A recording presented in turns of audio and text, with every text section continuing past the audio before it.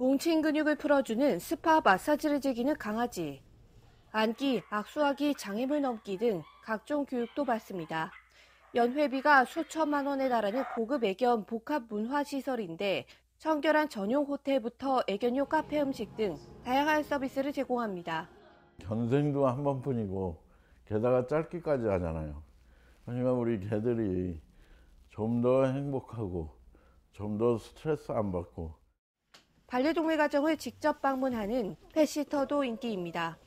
바쁜 주인 대신 산책과 놀아주기, 배설물 처리 등을 해주는 건데 틈틈이 주인에게 강아지 사진도 보내고 돌보는 과정 모두 동영상으로 촬영하기 때문에 학대 등에 대한 우려 없이 안심하고 강아지를 맡길 수 있습니다. 제가 혼자 사는데 회사도 다니다 보니까 강아지가 혼자 있는 시간이 되게 많았어요. 그래서 얘가 좀 우울증도 걸리는 것 같고 또 제가 회사 갔다 와서 얘를 산책시키려면 너무 힘이 들더라고요. 그래서 펫시터 시스템을 이용하게 됐습니다. 게다가 강아지에게 간식을 주고 놀아주는 로봇 펫시터도 등장했고 반려동물의 건강을 위해 유기농 수제 간식을 찾는 사람들도 많아졌습니다. 페코노미로 불리는 반려동물 연관 산업은 연평균 14% 이상 성장하고 있는데요. 현재 연간 약 3조 원 규모인 이 산업 규모는 오는 2027년에는 6조 원 규모로 커질 전망입니다.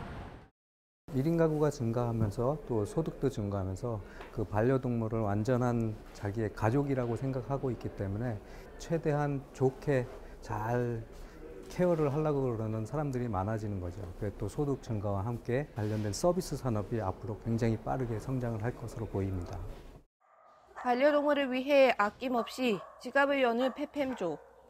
이들이 늘수록 페코노미 시장도 빠르게 성장할 것으로 전망됩니다. 연합뉴스TV 정섬입니다. 차량 뒤를 숨가쁘게 쫓아가 보지만 역부족입니다. 자신을 버린 주인을 애타게 따라가는 애완견의 모습입니다. 현행법상 이렇게 주인 잃은 동물은 관할 자치단체의 보호를 받다가 열흘간 주인이 나타나지 않으면 자치단체로 귀속됩니다. 이곳은 서울시가 운영하는 동물보호소입니다. 주로 응급조치가 필요한 동물들이 모이는 장소인데요. 여기 보시면 8살 된 보미는 지난해 5월 사고로 다리를 다쳐서 3차례 수술을 받아야 했습니다. 이 내장칩을 좀 더 강화를 해야 될 것 같습니다. 의무화는 돼 있지만 많이들 안 하시거든요. 판매할 때부터 동물 등록을 하도록 해서 의무화를 한다면 잃어버렸을 때 쉽게 찾을 수도 있고요. 버려도 찾아갈 수 있다는 그런 경각심도 줄 수도 있고요. 자치단체는 주인 없는 유기동물 보호가 원칙이기 때문에 주인의 학대 등으로 구조가 필요한 동물은 대부분 민간단체로 갑니다. 주인에게 사부로 학대당했다 구조된 진돗개 세아 사례가 대표적입니다. 그러나 수용 규모가 제한적인 데다 운영비 부족과 법적 규제 미흡 등으로 케어 사태처럼 무분별한 안락사도 암암리에 벌어져 논란이 일고 있습니다. 계속해서 싼 값에 너무나 많은 동물들이 팔려나가고 너무나 많은 동물들이 태어나게 되는 거고 그리고 너무 쉽게 살 수 있으니까 당연히 쉽게 버리게 되는 거고 그게 계속 반복이 되는 거거든요. 한 해 버려지는 동물은 10만 마리 이상. 민간단체에서 구조되는 동물 수를 포함하면 그 수치는 배가될 것으로 추정됩니다. 반면 수용 가능한 시설은 턱없이 부족한 상황. 동물 번식업과 판매업에 대한 적극적인 감독과 규제가 우선되지 않는 이상 유기로 인한 안락사 논쟁 역시 끊이지 않을 것이란 지적입니다. 연합뉴스TV 황정현입니다. 반려동물을 키우는 인구가 늘면서 동물보호 단체를 중심으로 현행 제도의 허점을 지적하는 목소리는 끊이지 않았습니다. 이에 국회에서도 관련법 개정안이 수차례 발의됐습니다.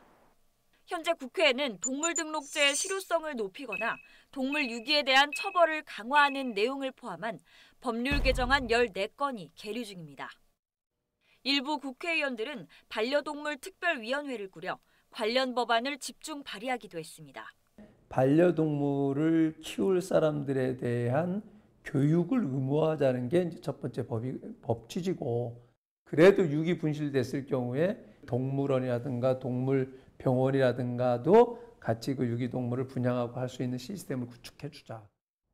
이처럼 국회에서도 반려동물 학대를 막기 위한 다양한 법안이 발의되고 있지만 각종 현안과 여야 공방에 치여 국회 문턱을 넘는 데에는 좀처럼 속도가 나지 않는 게 현실입니다.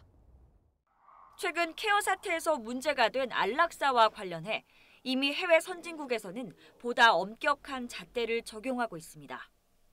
독일은 불치병에 걸린 동물이 아닌 이상 안락사를 아예 금지했고 반려인에게 이른바 강아지세로 불리는 세금도 부과합니다. 우리나라의 경우 올해 정부 예산을 대폭 늘리고 민관 합동기구도 신설했지만 동물을 취급하는 부처가 일원화되지 않았다는 구조적 문제가 있는 데다 전문 인력 역시 현저히 부족한 실정입니다. 전문가들은 행정제도 보완과 함께 동물에 대한 근본적 인식 개선이 필요하다고 강조합니다. 굉장히 다양한 문화, 동물관이 서로 섞여서 어떤 정립이 되지 못한 그런 상황인 것 같아요. 단기간에 접근법도 필요하지만은 심층적으로 연구할 수 있는 프로그램도 필요하고 시민단체, 그다음에 언론, 그리고 정부, 지자체, 다양한 이해 당사자의 역할이 중요할 것 같아요. 반려동물에 대한 국민들의 인식은 서서히 변화하고 있지만 학대가 계속될 수밖에 없는 구조적 문제는 여전합니다. 반려동물 인구 1000만 시대를 맞아 제도적 개선이 절실한 때입니다. 연합뉴스TV 구하림입니다.